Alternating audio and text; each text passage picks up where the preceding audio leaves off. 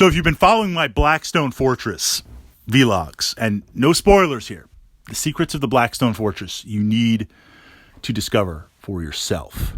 I was excited. We're going to get Zotes at some point.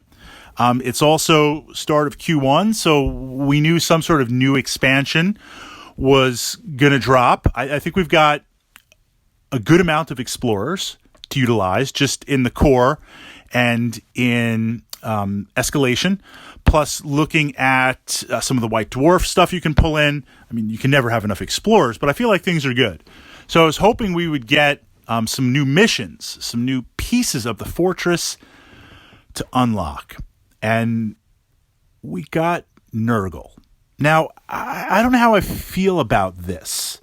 I feel a little bit, I mean, certainly I'm amped, I'm pumped. You know, I want as many expansions as GW is going to push out.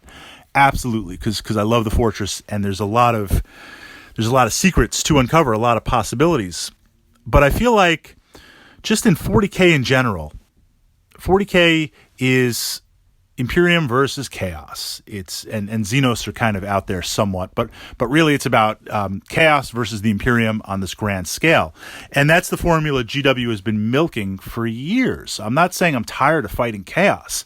I mean, I've got a Khornate Berserker army. I've got a Death Guard army. I love Chaos, but I really felt like the Blackstone Fortress was something a lot more mysterious, something that it shouldn't have been just the usual, Chaos again. Chaos is trying to take over the fortress. Got to stop Chaos for the Imperium. I mean, that's the core box set. But we were pulling in the Amble. We were pulling in other aspects. I was hoping to see a little bit more of that. So here we are, Plague Marines. I feel like it's a little bit of a letdown, especially with the models just being recycled already out there. I was hoping for something new and unique. That said, even being a completionist, even if I wasn't a completionist, I would still be picking up, and I still plan to pick up this title, simply because the plague mechanic kind of intrigues me. The timer was one of the things that I feel like if we were going to criticize Blackstone Fortress, and again, no spoilers, the timer I think wasn't implemented as well as it could be. You know, in the core set, you have to make your way to the vault, the primary vault, in a set number of time. And then if you don't, you fail. And if you take losses, if characters die, if you fail missions, you know, that timer is ongoing. And it works. But was I ever really worried about it? But now we're taking the timer level through the plagues and having it on every map and having it where it messes with your survivors. It weakens them as you play. That's kind of intriguing to me. It's gonna make it a little bit more. I was gonna say a little bit more chaosy. A little bit more. You got to be on the timer, and you just can't loot everything in the game.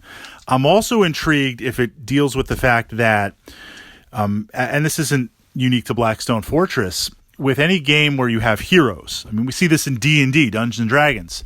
As you level up, as you gain gear, the power curve increases to the point where now you're pretty much unstoppable, because just you've had enough of a chance to draw from the item deck enough, optimize the gear, optimize the inspiration, optimize the tactics. Your characters are very, very powerful.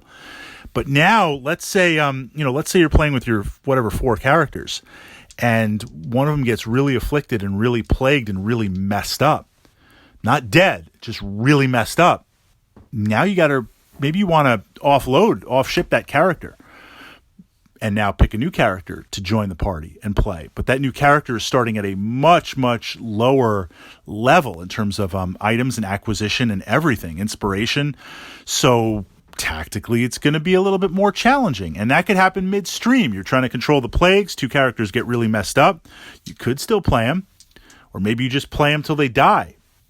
Buy another couple of turns and then start over new. So I think the timer narrative and the timer of the plagues intrigues me. I like that aspect of it, and I'm interested to explore the fortress from that lens, from that perspective. But in terms of Nurgle, I don't know, it just feels a little less inspiring. I would like to see something a lot more mysterious, a lot more Xenos on there. So I guess we're holding out till Zotes happen, and we'll push it from there. Your thoughts on it?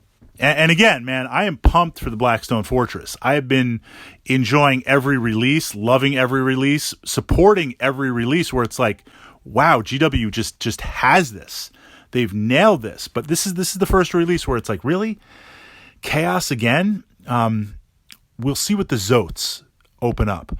Hopefully they're sticking with the Zotes Rogue Trader kind of precursor to the Hive Fleets, where they were part of the old ones and the Slan, and really that angle. That would be really, really interesting to explore the fortress from that perspective.